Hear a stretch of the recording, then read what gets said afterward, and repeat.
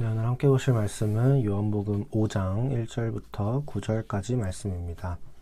요한복음 5장 1절부터 9절까지 말씀입니다. 그 후에 유대인의 명절이 되어 예수께서 예루살렘에 올라가시니라.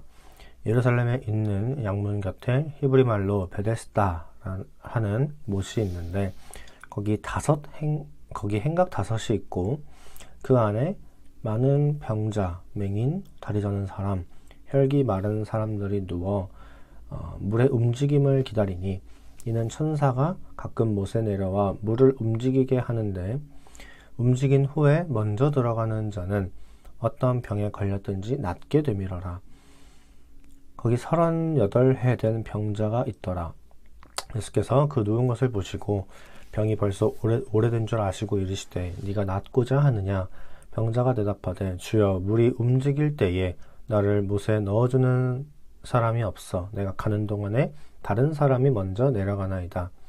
예수께서 이르시되 일어나 네 자리를 들고 걸어가라 하시니 그 사람이 곧 나와서 자리를 들고 걸어가니라. 이날은 안식일이니. 아멘. 오늘 말씀 요한복음 말씀입니다. 그 중에서도 이제 오늘 말씀은 베데스다라는 연못에 있는 이 38년 된 병자, 이 병자를 예수님이 만나서 그 사람의 병을 고치신 기록이에요. 이 베데스다라는 연못에는 독특한 게 전해져오는 전설 혹은 속설이 있었는데 이제 오늘 말씀 3절 4절이 그 내용입니다. 그 속설의 내용이에요. 그래서 보시면 그 안에 많은 병자, 맹인, 다리 저는 사람, 혈기 마른 사람들이 누워 물의 움직임을 기다리니 이는 천사가 가끔 못에 내려와 물을 움직이게 하는데 움직인 후에 먼저 들어가는 자는 어떤 병에 걸렸든지 낫게 됩니다.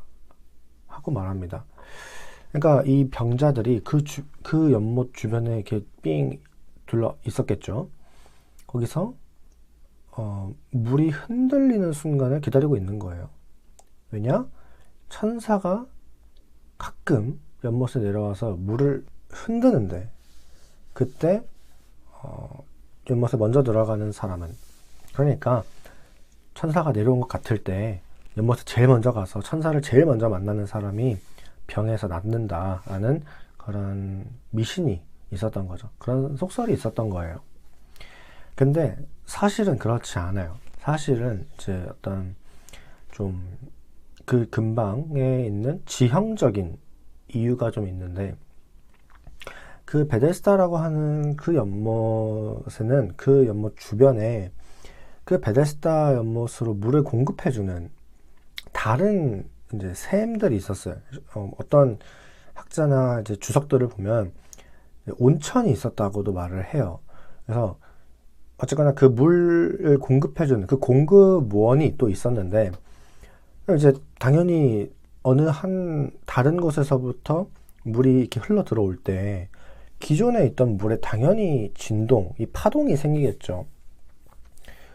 그리고 이제 그 고대 기록에 따르면 그 베데스다 못에 있는 물이 붉은색을 띠고 있었다고 해요. 그래서 아마 이제 많이 추측하기로 철분 성분을 많이 함유하고 있었을 것이다 라고 말을 하기도 합니다. 그러니까 이런 이유들 때문에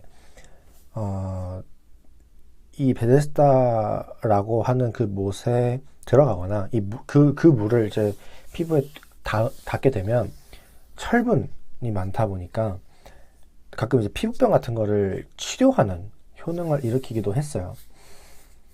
그래서 이제 많은 사람들이 그 물이 진동할 때 사실은 이제 다른 데서부터 물이 들어오기 때문에 진동하는 건데 이제 그 진동이 천사가 내려왔기 때문이다 라고 믿는 거죠. 그래서 그 천사가 내려왔을 때 가장 먼저 들어오는 사람의 병을 고쳐준다라고 믿고 있었던 거고, 병자들이 그 베데스다 연못에 모여서 물이 흔들리기를, 파동이 탁 하고 튀기를 기다리고 있었던 거죠. 미신을 믿었던 겁니다. 그리고 오늘 말씀에 나온 이 38년 된 병자도 여기 있었어요. 예수님이 이 사람을 찾아가셨죠. 그래서 네가 낫고자 하느냐 하고 물으십니다. 그러니까 이 병자가 주여 물이 움직일 때에 나를 저 연못에 넣어주는 사람이 없어서 내가 가는 동안에 다른 사람들이 먼저 내려가나이다 라고 답해요. 이 병자도 떠도는 그 미신을 믿은 거죠. 그래서 그 연못의 어떤 현상으로 인해서 자기의 병을 고침받고 싶어 했어요.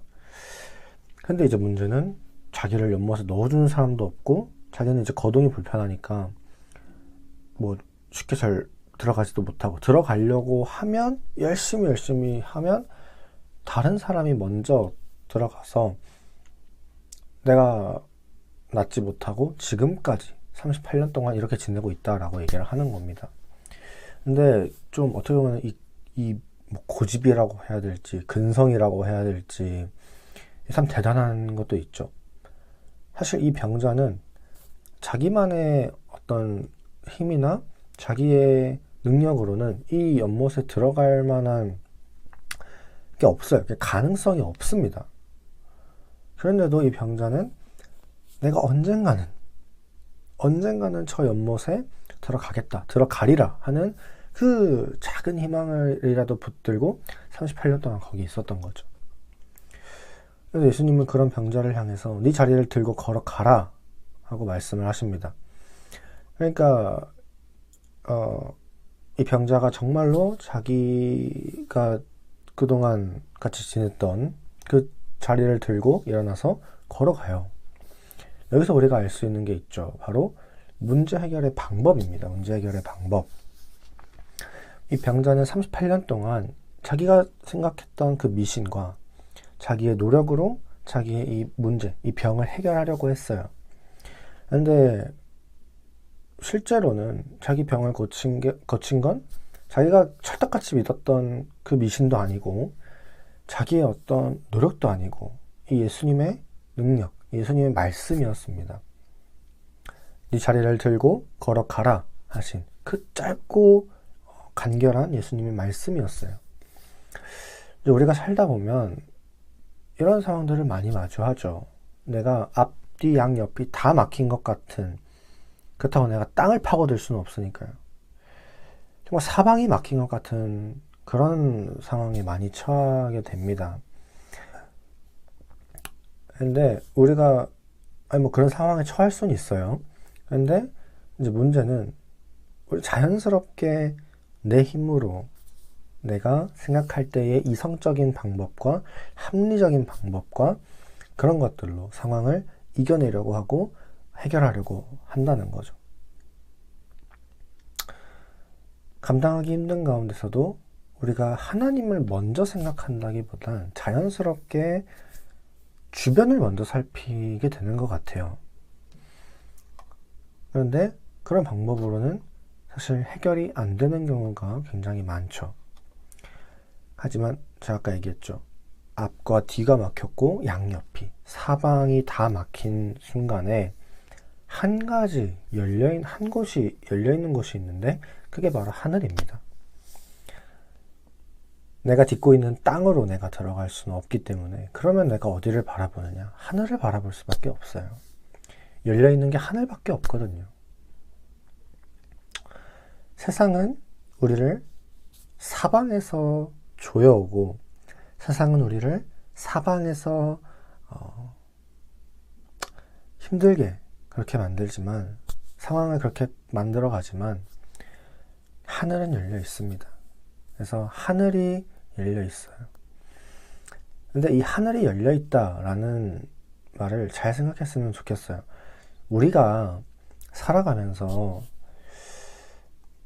하나님께서 나에게 은혜를 주신다라고 할 때, 내가 살아가는 이 땅, 내가 주변을 살피는 내 주변, 그러니까 내가 살아가는 이 땅에서, 그러니까 되게 수평적인 개념에서 하나님이 주변 사람 혹은 뭐 어떤 생각지도 못한 방법들을 통해서 그러니까 내 주변으로부터 나에게 은혜를 주시는 것처럼 우리가 느껴요. 그래서 그게 실제로 사실이기도 하죠. 내 주변에서부터 나에게 도움이 와요. 자, 그런데 제가 하늘이 열려 있다고 말씀을 드리잖아요. 그 말이 뭐냐면 은혜는 하늘로부터 부어지는 거라는 얘기예요. 은혜가 하나님이 계신 하늘에서부터 나에게 쏟아져 임하기 때문에, 그래서 내가 살고 있는 이 땅으로, 하늘로부터 이 땅으로 나에게 쏟아져 내려오기 때문에 내 주변 환경에서 나에게 하나님의 은혜로 인한 도움의 손길과 그런 문제 해결의 그런 방향들이 나에게 보이기 시작한다라는 거죠. 내 주변에서부터 나에게 도움의 손길이 오기 때문에 내가 주변을 바라보게 되는 걸 수도 있어요. 물론 하나님이 그거 하시는 거 맞습니다. 그런데 은혜의 공급처가 어디인가를, 은혜의 근원, 은혜의 출발점이 어디인가를 우리가 먼저 생각해 봐야 할 필요가 있습니다. 그게 바로 하늘입니다. 하늘. 그리고 우리의 하늘은 막혀 있지 않아요. 우리가 내 주변, 나의 힘과 내 능력과 내 어떤 주변에 내가 할 수 있는, 합리적으로 생각하고 이성적으로 생각하는 것으로부터 문제 해결을 찾기 때문에 이제 감당이 안 되는 거예요. 다양한 문제들이 있는데 내 능력으로 그걸 다 감당할 수가 없습니다, 사실. 그렇기 때문에 우리는 하나님께 의지하는 거죠. 그리고 하나님은 그런 우리의 어떤 간구라던가 그런 우리의 절박함을 무시하시지 않습니다. 우리가 하늘을 향해서 기도하고 하늘을 향해서 부르짖을 때 하나님께서 하늘로부터 우리에게 은혜를 부어주세요. 그리고 우리가 말씀을 읽는 것도 그 하나님의 능력과 하나님께서 우리에게 은혜를 주시겠다 약속하신 그 말을 우리가 상기하고 또 한번 새기기 위해서, 우리가 그 하나님의 약속을 알기 위해서 읽는 거죠. 우리가 그 말씀을 안 읽는다면 하나님을 바라보는 그 시도들이 점점 줄어들 거예요. 그렇기 때문에 우리가 계속해서 힘들어도 말씀을 읽어야 하는 게 거기 있는 겁니다. 그래서 어쨌거나 이 하늘로부터 나에게 임하는 그 은혜를 바라고 또 믿음으로 사모하면서 하나님을 의지하고 부르짖고 또 하나님의 은혜를 경험하시면 좋겠습니다. 그래서 오늘 함께 기도하셨으면 좋겠는 건 나의 힘보다 하나님의 능력을 의지할 수 있도록, 그리고 말씀을 읽고 하나님의 능력을 의심하지 않을 수 있도록, 이 두 가지를 놓고 오늘 함께 기도하도록 하겠습니다. 사랑이 많으신 하나님 아버지,